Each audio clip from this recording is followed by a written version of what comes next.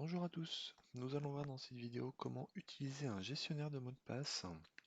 Donc quel est l'intérêt d'un gestionnaire de mots de passe? C'est justement de remplacer vos éventuels fichiers édités via le bloc-notes ou via Excel ou encore pire via un bloc-notes papier qui est posé à côté de votre ordinateur et sur lequel vous recensez tous les mots de passe des différents sites sur lesquels vous êtes inscrit.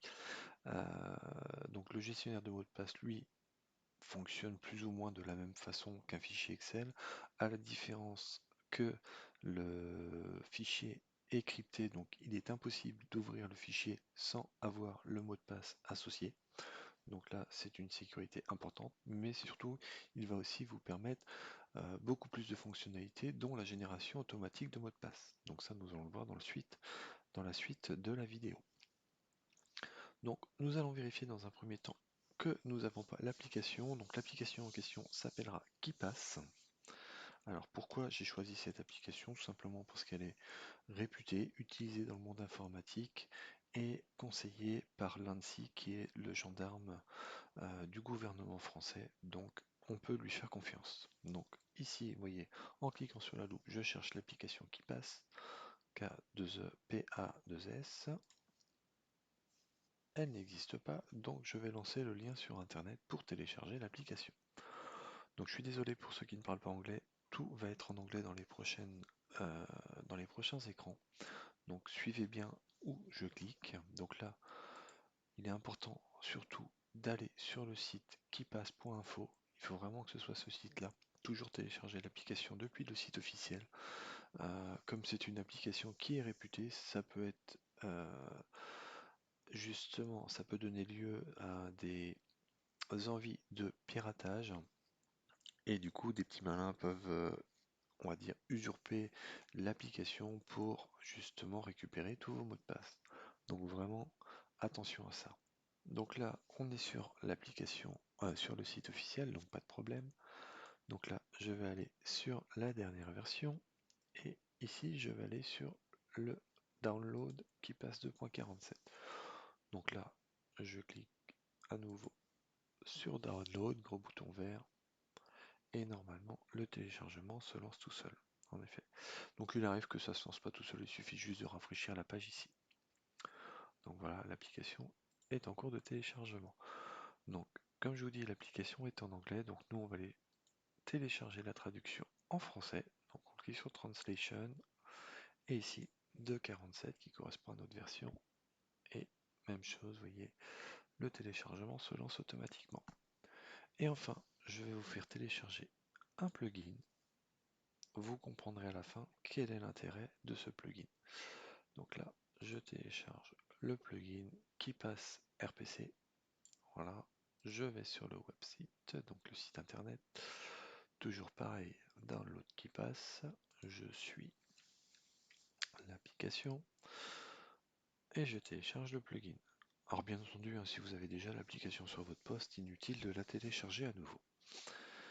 Donc voilà, donc ici j'ai bien mes trois fichiers qui ont été téléchargés. Donc on va pouvoir passer à la partie installation. Donc pour installer l'application, il faut les droits d'administration sur votre poste. Donc si ce n'est pas le cas, rapprochez-vous de la personne qui gère votre ordinateur. Donc là, moi je vais aller dans mon dossier téléchargement et je vais lancer le setup qui est l'application. Donc là, vous voyez, il me demande des autorisations sur le poste. Donc là, je fais oui, puisque mon compte est administrateur du poste. Alors, voulez-vous lancer l'installation en français? Alors, c'est pas parce qu'on va lancer l'installation en français que l'application sera en français. Donc pour l'installation, on fait quelque chose de relativement basique, suivant, suivant, suivant. Il n'y a rien de compliqué.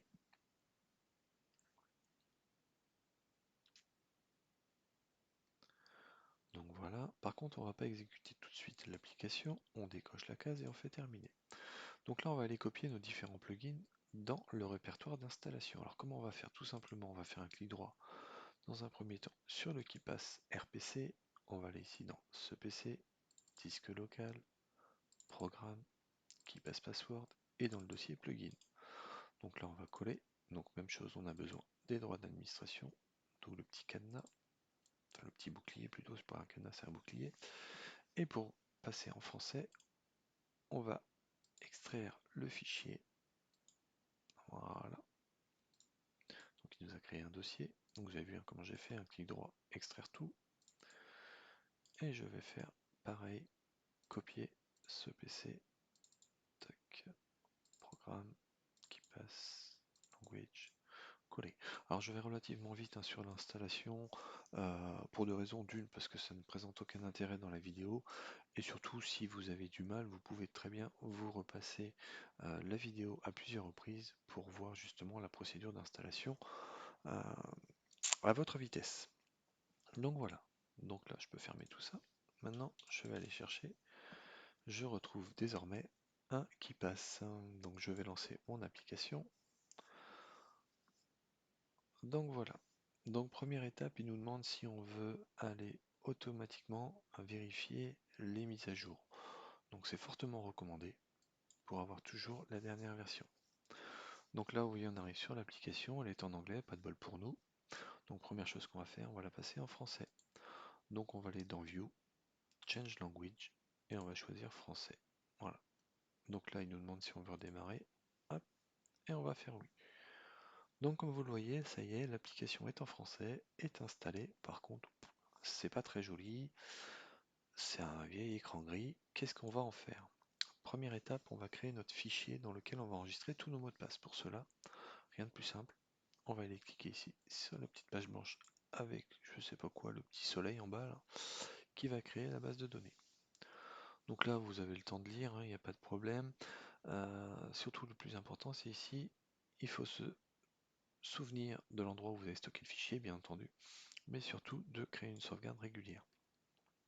Donc on va faire OK au message d'avertissement et je vais enregistrer mon fichier de mot de passe. Donc je vais l'appeler ma démo. Hop, enregistré. Donc là, comme vous pouvez le voir, il va me demander un mot de passe maître. Donc ça, ce mot de passe, c'est le mot de passe le plus important que vous allez avoir à saisir. Je vous ai fait une petite vidéo justement pour générer, enfin pas générer, comment créer un mot de passe complexe, mais qui va être très simple à retenir pour vous. Donc, dans le cadre de notre démonstration, je vais prendre un mot de passe simple qui sera mot de passe. Voilà, je vais le retenir. Mot de, comment je l'écris? Mot de passe. Voilà. Donc, vous voyez, hein, le niveau sécurité, on n'est vraiment pas bon. Plus vous allez être bien entendu, plus vous aurez rempli ce curseur, plus votre mot de passe sera difficile à trouver. Donc là, moi, c'est vraiment un mot de passe qui est ridicule. Mais c'est pour l'exemple, hein, je le rappelle. Ah, j'ai pas mis les mêmes mots de passe. Ah oui, mot de passe. Mot de passe. Voilà. Tac. Donc là, il nous avertit, le mot de passe est faible, voulez-vous continuer? Donc là, on va mettre oui. Donc je vous conseille, vous, de maintenant et de choisir un mot de passe un peu plus compliqué, bien entendu. Ok. Donc là, on va aller maintenant donner un nom à notre base de données. Alors ce nom, il ne sert pas à grand chose. On va l'appeler mot de passe pour moi. Tac. Ok.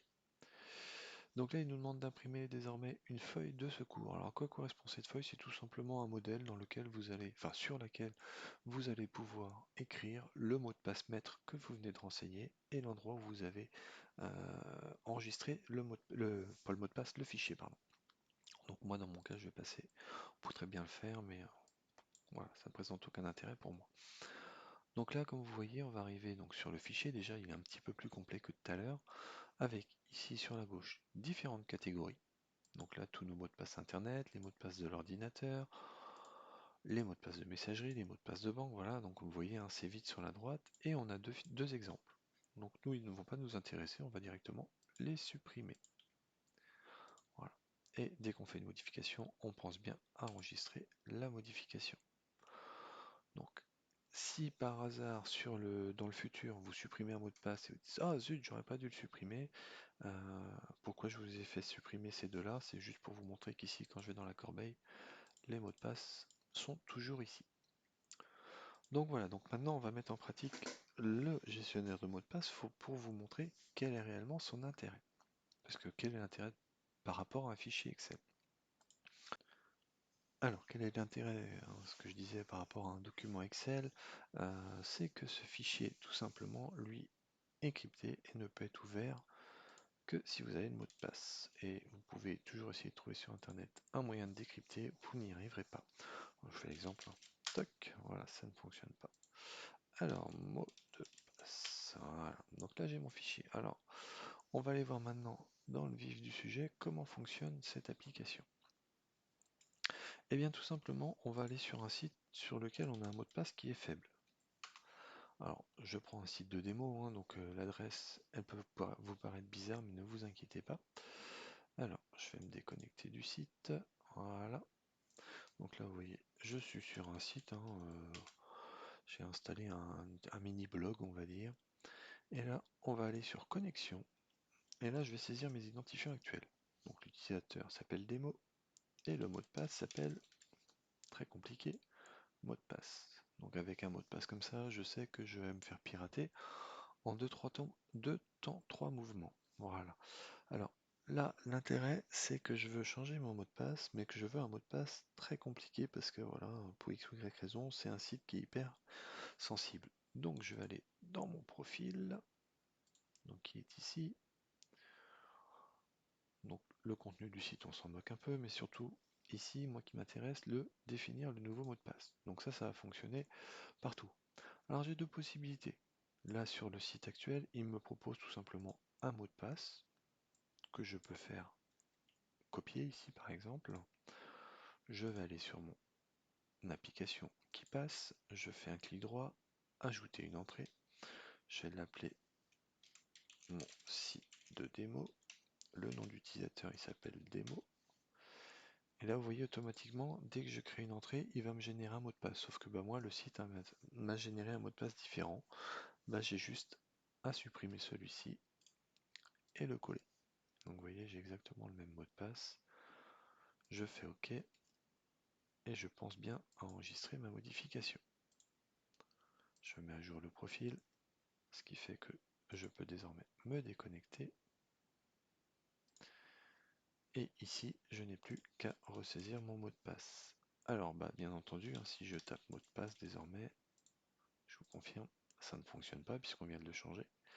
Donc je vais sur mon qui passe. Donc là, j'ai deux possibilités. Soit j'ouvre mon entrée, vous voyez, j'appuie sur les trois petits points pour afficher mon mot de passe. Mais pour plus de sécurité, je vous conseille ici d'aller sur mot de passe, sur les étoiles, vous double-cliquez dessus et vous voyez, vous avez une barre de progression ici qui, qui déroule dans le sens inverse, hein. D'habitude, ça va dans l'autre sens, qui se vide. Voilà. C'est tout simplement le mot de passe qui a été copié en mémoire. Et il vous le dit, ça a été copié pendant 12 secondes. Et vous voyez, 12 secondes après, j'ai pas de fonction coller. Donc c'est hyper sécurisé. Donc là, vous voyez, hop, je vais copier, j'ai double-cliqué, et là j'ai la fonction coller. Vous voyez, j'ai le mot de passe. Voilà, ça fonctionne. Donc voilà comment fonctionne un peu le site. Donc vous êtes sur un deuxième site, hein. Je fais par exemple mon site démo 2. Hop, donc là toujours utilisateur démo. Par contre cette fois-ci, j'enregistre mon mot de passe et ici je vais sur mon compte. Donc pour vous montrer, je ne sais même pas le mot de passe qui a été généré. Toc, je fais ça et je mets à jour mon profil. Et vous voyez, à aucun moment je n'ai saisi de mot de passe.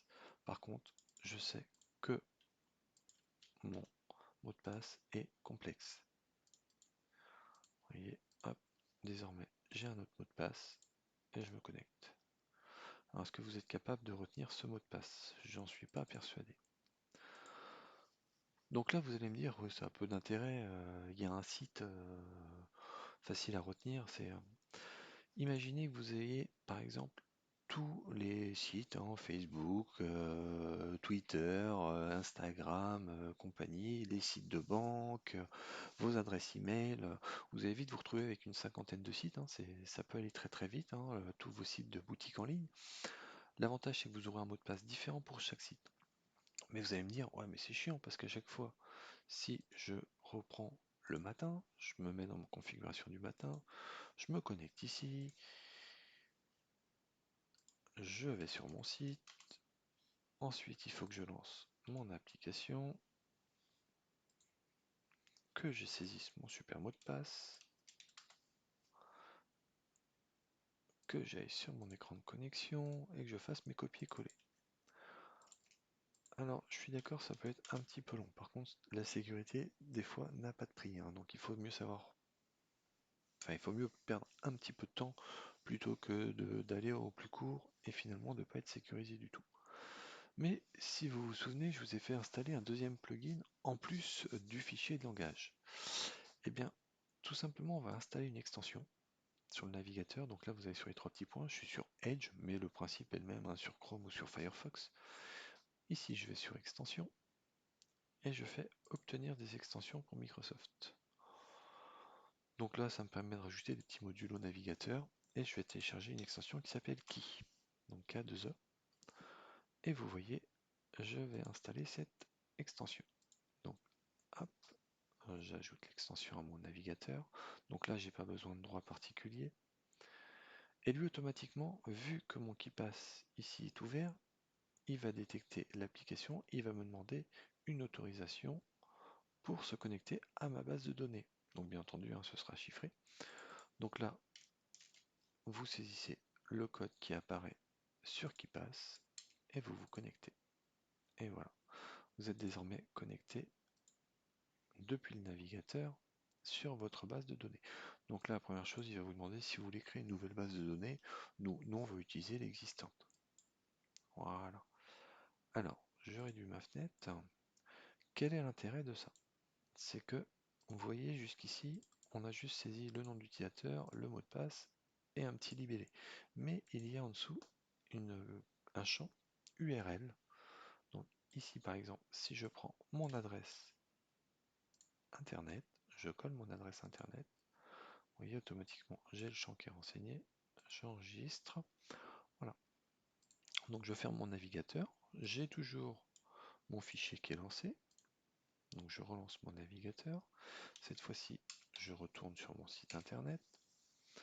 Et lorsque je fais connexion, automatiquement, lui a détecté le nom d'utilisateur et le mot de passe. Et si j'affiche le mot de passe, vous voyez bien, c'est le mot de passe qui me permet de me connecter. Donc ça veut dire que si vous avez ici 50 adresses internet qui correspondent bien aux utilisateurs, grâce à ce petit module, eh bien vous n'avez plus qu'à lancer une seule fois l'application qui passe, la laisser ouverte et automatiquement il va détecter vos identifiants. Alors, si je ferme le navigateur, si je ferme mon application, on va retourner sur mon site pour vous montrer quel est aussi l'intérêt de ça. C'est qu'au niveau sécurité, on est au taquet, puisque là, du coup, lui, je n'ai pas enregistré mon mot de passe sur le navigateur comme de nombreuses personnes le font. Comme mon fichier qui passe n'est pas ouvert, il ne peut pas accéder à la base de données. Donc c'est très très sécurisé. Regardez, si je relance le qui passe, je mets mon mot de passe. Voilà, et automatiquement il détecte. Vous comprenez l'intérêt de ce plugin? Il est quand même très bien. Ce qui fait que vous pouvez ainsi sauvegarder vos multiples mots de passe à un seul endroit, les faire différents d'un site à un autre, et avec un seul mot de passe et le petit plugin en plus, vous pouvez accéder à l'intégralité de votre mot de passe, de vos mots de passe, sans les enregistrer nulle part.